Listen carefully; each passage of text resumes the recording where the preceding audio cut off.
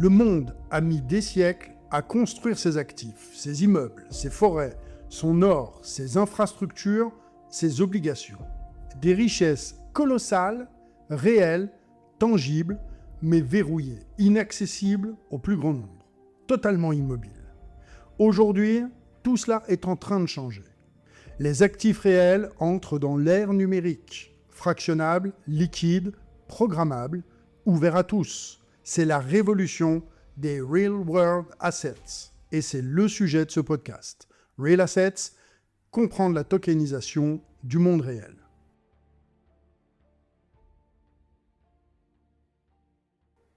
Nous savons désormais ce que sont les actifs réels tokenisés. Nous avons remonté toute la chaîne de leur histoire. On a exploré ensemble la technologie qui les porte. Il nous reste maintenant la question la plus concrète, celle que se pose légitimement quiconque qui envisagerait un jour d'y investir. Comment cela se passe-t-il en vérité? Comment un immeuble de pierre et de béton planté dans une rue réelle avec des locataires réels et un titre de propriété déposé chez un notaire devient-il une ligne de token circulant sur une blockchain?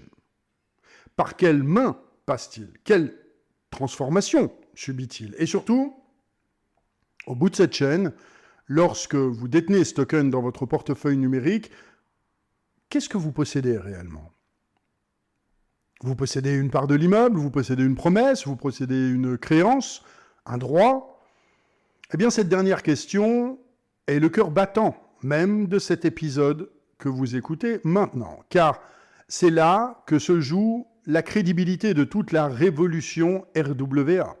On peut tokeniser n'importe quoi. La vraie question, elle n'est pas technique. Elle est plutôt juridique et fiduciaire. Un token ne vaut que par le lien réel, solide et imposable qui le rattache à l'actif qu'il prétend représenter. Sans ce lien, il n'est qu'une écriture numérique sans aucune forme de substance. Je vous propose que nous prenions le temps de démonter aujourd'hui la mécanique pièce par pièce. Commençons en imaginant un cas concret. Une société détient un immeuble de bureau à Lyon, valorisé à 8 millions d'euros. Cet immeuble génère des loyers réguliers. Il est bien situé, sa valeur est stable, c'est plutôt un bel actif, mais un actif prisonnier au fond de sa propre nature. Pour qu'un particulier y accède aujourd'hui, il faudrait qu'il dispose d'un capital considérable et qu'il accepte d'immobiliser cet argent pendant de très longues années. Qu'il passe par un fonds prélevant ses frais à chaque étage. L'immeuble vaut 8 millions. Mais il est pour l'immense majorité des épargnants parfaitement inaccessible. Non pas par manque de valeur, mais par excès de rigidité. La tokenisation se propose de dissoudre justement cette rigidité. L'idée directrice tient en une phrase: transformer un bloc unique et indivisible en une multitude de fractions négociables, chacune portant une part proportionnelle des droits économiques attachés à l'actif. Mais, parce qu'il y a souvent un mais, entre l'intention et sa réalisation, il y a toujours un travail d'orfèvre. Car on ne tokenise pas un immeuble comme on numérise, par exemple, une photographie. On ne peut pas inscrire 800 tonnes de béton sur une blockchain. Ce que l'on va inscrire, c'est bel et bien un droit sur cet immeuble. Et pour que ce droit existe, soit valide en bref, soit même défendable, dirons-nous, devant un tribunal, eh bien, il faut construire une architecture juridique rigoureuse. Voici donc le concept le plus important de tout cet épisode, et sans doute l'un des plus mal compris, au fond, de tout l'écosystème RWA. Entre l'actif physique et le token, il y a toujours une structure juridique, toujours. C'est elle qui donne au token sa valeur réelle. Le mécanisme le plus répandu porte un nom un petit peu aride, on l'appelle le véhicule à usage spécifique, que Les anglophones désignent par l'acronyme SPV, pour Special Purpose Vehicle. En français, on parlera plus volontiers de sociétés dédiées ou de véhicules d'investissement ad hoc. Le principe est au fond d'une élégante simplicité. On crée une entité juridique, une société, dont l'unique objet est de détenir l'immeuble, allez, admettons, situé à Lyon, pas très loin de chez moi. Cette société ne fait rien d'autre. Elle ne développe pas d'activité commerciale annexe, elle ne porte pas d'autres actifs, elle ne s'endette pas au-delà de ce qui concerne cet immeuble précis. Sa seule raison d'être est de posséder ce bien et de faire remonter les loyers qu'il génère. Une fois cette société constituée, et propriétaire de l'immeuble, bien évidemment, eh bien, on va diviser son capital. Ses parts sociales, ses actions. On va les diviser en unités. Et ce sont ces unités que l'on tokenise. Autrement dit, le token ne représente pas directement une fraction de l'immeuble, mais il représente une fraction de la société qui possède l'immeuble. Cette nuance paraît peut-être subtile, mais elle est en réalité fondamentale, car elle inscrit le token dans un cadre juridique existant, éprouvé, et je dirais même opposable. Détenir un token, c'est détenir une part d'une société de droit français, ou luxembourgeois, ou même américain, selon la juridiction choisie. Et cette part, eh bien, elle vous confère des droits qui sont aujourd'hui parfaitement identifiés. Une quote-part des bénéfices, un droit sur l'actif en cas de liquidation, parfois un droit de vote. Des droits que la loi reconnaît et que les tribunaux peuvent faire respecter. Le token n'est alors donc que l'enveloppe numérique de ce droit préexistant. Il ne crée pas le droit, il le transporte, il le rend divisible et liquide. La blockchain devient le registre des associés de cette société, tenu à jour automatiquement, de manière transparente et totalement infalsifiable. Là où un registre d'actionnaires classique dormait dans un classeur ou une base de données centralisée, eh bien maintenant, il vit désormais sur un réseau distribué que chacun peut consulter à travers le monde. Une question surgit aussitôt. Si le token représente une part de société et si cette société possède l'immeuble, qui garantit que l'immeuble existe vraiment, qu'il appartient bien à la société et qu'il n'a pas été vendu en douce ou même hypothéqué à l'insu des détenteurs de tokens, eh bien c'est ici qu'intervient un acteur essentiel, le dépositaire, ou qu'on appelle aussi également custodian, selon le terme consacré. Sa fonction varie selon la nature de l'actif. Pour un immeuble, le custodian veille à la conservation des titres de propriété, s'assure que la société dédiée demeure bien propriétaire et que l'actif n'est pas grévé de charges dissimulées. Pour Delors, sa mission devient plus tangible encore.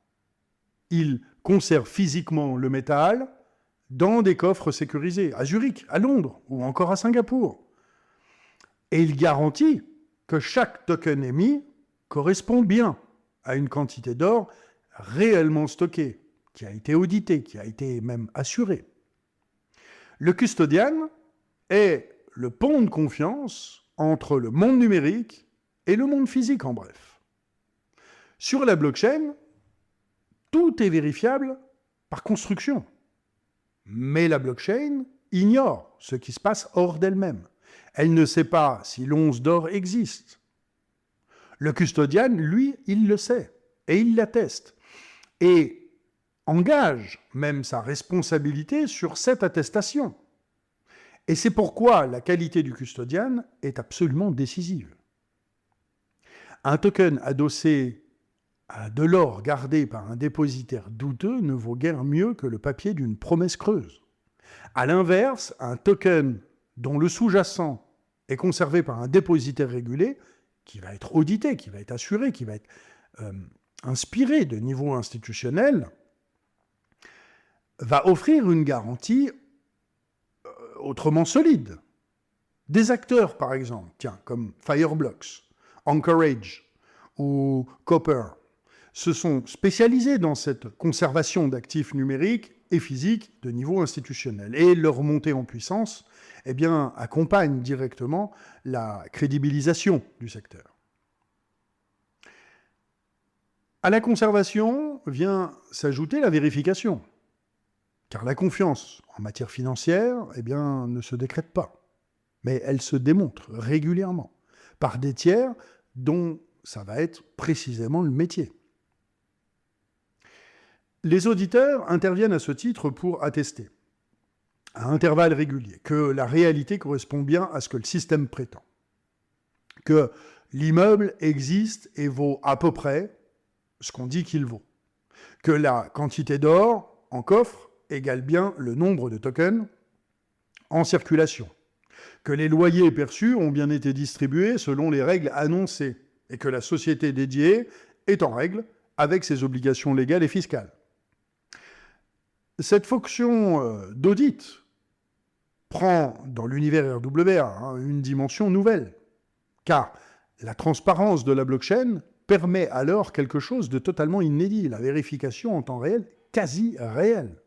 Là où un fonds classique publie un rapport annuel, parfois semestriel, certains projets RWA offrent une visibilité continue sur leurs réserves, adossées à des attestations d'audit régulières.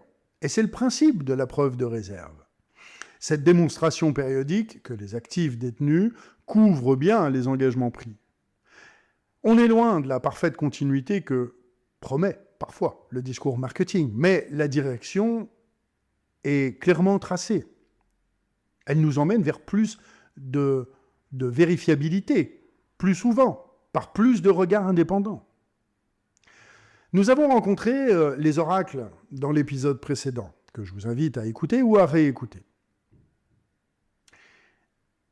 Ils vont réapparaître ici parce qu'ils occupent une place précise dans la chaîne de tokenisation.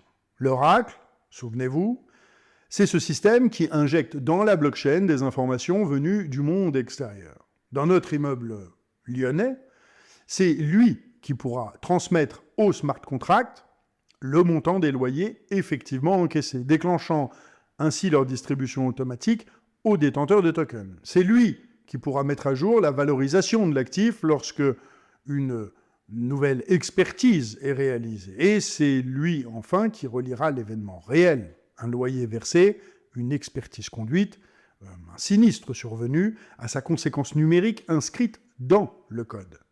Sans oracle, le smart contract serait une horloge sans aiguille, en bref. Parfaitement construit, mais totalement aveugle au temps qui passe. C'est l'oracle qui lui donne prise sur le réel. Rassemblons maintenant les pièces de notre puzzle, car c'est dans leur agencement que réside l'intelligence du système. Tout commence avec la propriété de l'actif, celui qui décide de le tokeniser. On l'appelle l'émetteur ou l'originateur. Il apporte l'immeuble, ou le fait apporter, à la société dédiée, créée pour l'occasion. Interviennent alors les conseils juridiques qui bâtissent l'architecture, avec une constitution de la société, avec la rédaction des statuts, la définition précise des droits attachés aux parts, mais en conformité avec la réglementation applicable. C'est un travail d'orfèvrerie légale parce que c'est lui qui déterminera la solidité de l'ensemble de notre édifice. La plateforme de tokenisation va prendre ensuite le relais sur le plan technique. Ce sont des acteurs comme, vous en avez certainement entendu parler si vous écoutez ce podcast dans le début juillet, la société Securitize, Tokeny encore, ou d'autres qui transforment les parts sociales en tokens conformes, en s'appuyant sur les standards que nous avons précédemment évoqués, comme le RC 3643 notamment, avec sa vérification d'identité embarquée. Ces plateformes gèrent l'émission, mais aussi la conformité continue. Elles s'assurent que seuls les investisseurs autorisés peuvent acquérir et détenir les tokens. Le custodian veille sur l'actif sous-jacent et sur la sécurité des tokens. L'auditeur atteste périodiquement de la réalité des choses. L'oracle, quant à lui, relie les événements du monde réel au smart contract. Et enfin, vient la plateforme de distribution, qui est un lieu numérique où les investisseurs peuvent acquérir les tokens à l'émission, puis les échanger sur un marché secondaire. C'est la vitrine du système, en bref, celle que voit notre investisseur, mais elle n'est au fond que la partie émergée d'un iceberg d'infrastructures juridiques et techniques. Chacun de ces acteurs remplit une fonction que les autres ne pourraient en soi-même assumer. Retirer le custodian, et le lien avec le réel, tout d'un coup, se distend. Retirer l'audit, et la confiance s'effrite. Retirer la structure juridique, et le token ne représente plus rien d'opposable. La robustesse de l'ensemble tient à la solidité de son maillon le plus faible. Et voilà pourquoi, lorsque l'on évalue un projet RWA, il ne faut jamais se contenter de regarder la performance annoncée. Il faut surtout examiner chaque acteur de la chaîne avec sa qualité, sa régulation et surtout sa réputation. Arrêtons-nous un instant, si vous le voyez bien, sur ce qui constitue peut-être le bénéfice le plus immédiatement palpable de tout ce dispositif, et c'est le fractionnement. Notre immeuble lyonnais, toujours, valait 8 millions d'euros indivisibles. Une fois tokenisé, il peut être divisé en 8 millions de tokens à 1 euro, ou en 800 000 tokens de 10 euros, selon le découpage retenu. Peu importe, plus, moins, c'est pas le sujet. Un investisseur qui va disposer de 1 000 euros peut désormais détenir finalement, vous l'avez compris maintenant, une fraction réelle de cet immeuble de bureau et percevoir sa quote-part de loyer et donc participer à la plus-value éventuelle lors de la revente. Ce que le fractionnement accomplit au fond dépasse la simple question technique. Il rebat fondamentalement les cartes de l'accès au patrimoine. Pendant des siècles, la détention d'actifs de qualité, que ce soit de l'immobilier de rendement, des obligations souveraines, des parts d'entreprise, furent le privilège de ceux qui disposaient déjà d'un capital substantiel. L'argent appelle l'argent.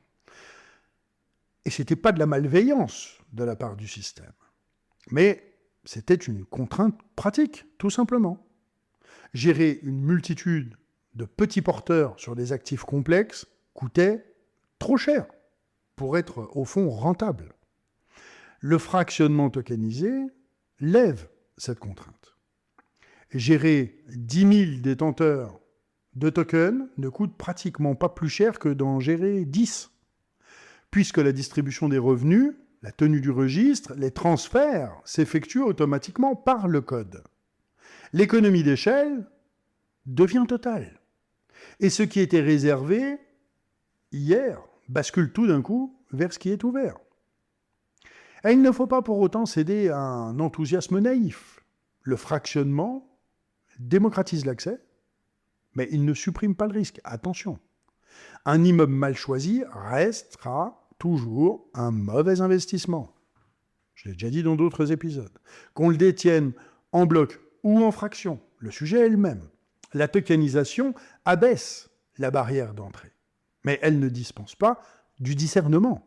Et ce sera d'ailleurs l'un des fils rouges de notre podcast. L'ouverture de l'accès s'accompagne d'une responsabilité nouvelle, celle de comprendre ce que l'on achète. Et c'est là où des sociétés de sourcing très fines, avec des personnes d'expérience et de belle renommée, deviennent des éléments clés et vitaux de notre système RWA. Nous voici, pour cet épisode, parvenus au cœur à cette interrogation que je posais tout juste en ouverture, si vous vous en rappelez, et qu'il faut maintenant affronter, je pense, sans détour. Quand vous détenez un token RWA, qu'est-ce que vous possédez en droit ? La réponse honnête est que cela dépend entièrement de la structure. Et c'est précisément pourquoi cette question mérite à ce point votre plus grande attention. Dans le meilleur des cas, celui d'une tokenisation rigoureuse via une société dédiée, vous possédez une part réelle de cette société avec tous les droits qui s'y attachent. Si la société détient un immeuble et que vous en possédez 1/1000 via vos tokens, vous avez un droit réel qui est opposable sur 1/1000 de la valeur de cet immeuble et de ses revenus. En cas de liquidation, vous récupérez votre quote-part. En cas de litige, vous pouvez faire valoir vos droits devant un tribunal. Le token n'est au fond qu'un instrument d'inscription de ce droit. Le droit, lui, existe pleinement dans l'ordre juridique. Mais toutes les tokenisations, au fond, ne se valent pas. Certaines structures, moins scrupuleuses ou plus fragiles, ne confèrent qu'un droit contractuel dilué, voire une simple créance sur un émetteur dont la solvabilité conditionne absolument tout. Dans ces cas, le token peut se révéler beaucoup plus fragile qu'il n'y paraît. Si l'émetteur fait défaut, si la structure juridique est mal conçue, si le lien entre le token et l'actif n'est pas solidement établi, eh bien, le détenteur peut se retrouver avec un actif numérique totalement déconnecté de toute réalité tangible. D'où une règle que je vous invite à graver dans votre esprit à tout jamais et que nous approfondirons tout au long de cette série. La valeur d'un token RWA ne réside pas dans sa dimension technologique, mais bel et bien dans la solidité juridique du lien qu'il rattache à l'actif réel. La blockchain garantit l'intégrité du registre, mais elle ne garantit pas la qualité de ce qui est inscrit. Un titre de propriété impeccablement inscrit sur une blockchain reste sans valeur si ce titre lui-même est vicié.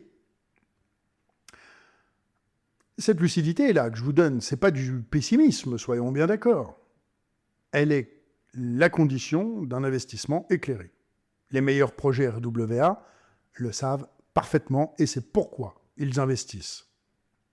Tant dans la robustesse de leur architecture juridique, que dans la qualité de leur custodian, que dans la transparence de leur audit. Ils ont compris, eux, que la confiance, dans ce domaine naissant finalement, est le capital le plus précieux. Et certainement, comme souvent, le plus long à bâtir. Puisque tout repose sur une structure juridique, la question du droit applicable devient, à mon sens, stratégique. À quel endroit constitue-t-on la société dédiée? Sous quelle loi? Ce choix n'est absolument pas anecdotique. Certaines juridictions se sont positionnées en pointe sur ces sujets. Le Luxembourg, par exemple, avec sa longue tradition de structuration de fonds et son cadre juridique plutôt souple, accueille de nombreux véhicules de tokenisation destinés au marché européen. La Suisse, et plus particulièrement le canton de Zug, surnommé la Crypto Valley, a bâti un environnement favorable dès les premières heures. Singapour, quant à lui, offre un cadre clair et respecté en Asie. Les États-Unis, malgré la complexité de leur régulation, demeurent incontournables par la profondeur de leur marché avec des structures de type LLC, du Delaware et du Wyoming fréquemment employées. Ce nomadisme juridique n'est absolument pas sans soulever quelques questions. Il permet l'optimisation, l'agilité et l'innovation. Il peut aussi ouvrir la porte à des arbitrages moins vertueux, où l'on choisit une juridiction non pas pour sa solidité, mais pour sa complaisance. L'investisseur avisé regardera toujours sous quel droit son token est structuré, car c'est ce droit qui gouvernera ses recours le jour où quelque chose se déréglera. Nous consacrerons d'ailleurs un épisode entier prochainement au panorama réglementaire mondial. Retenez simplement pour l'instant que la géographie juridique d'un projet en dit, je pense, très long sur ses intentions.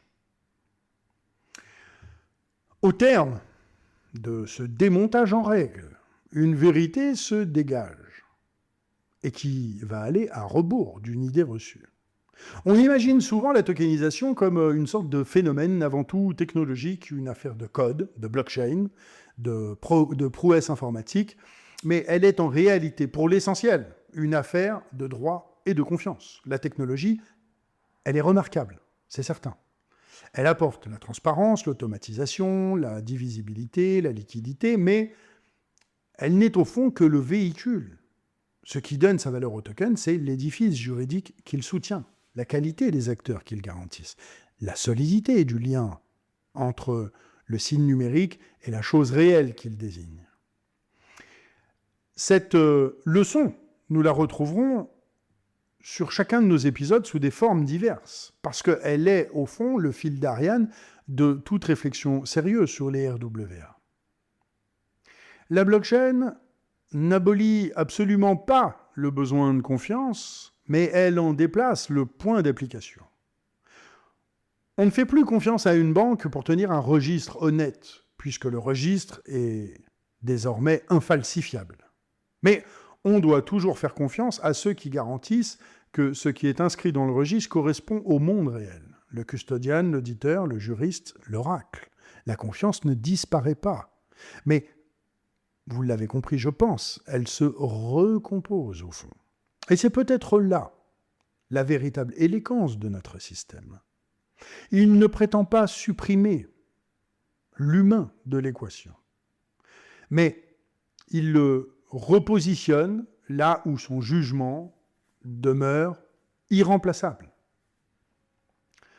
Soit dans l'attestation du réel, dans la construction du droit, dans la garantie de la parole donnée, tout en confiant à la machine ce qu'elle fait mieux que nous, c'est-à-dire tenir des comptes exacts, exécuter des règles sans faille et sans discussion, et distribuer sans oublier ni tricher.